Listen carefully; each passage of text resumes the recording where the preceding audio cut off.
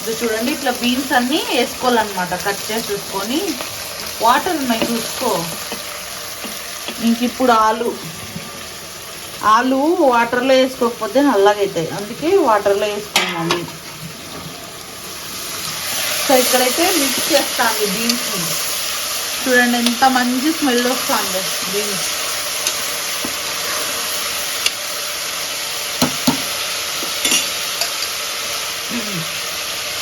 ఇంక ఇప్పుడు ఆలు కూడా వేసేసుకోవాల.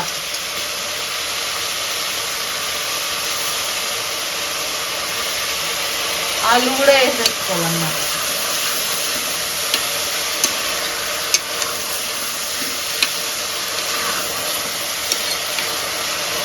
సరే సరే వదిలేదాన్ని, ఇబ్బంది పెట్టద్దు. సో చూడండి, ఆలు బీన్స్ వేసుకున్నాం కదా. ఇప్పుడు కొంచెం రాళ్ళు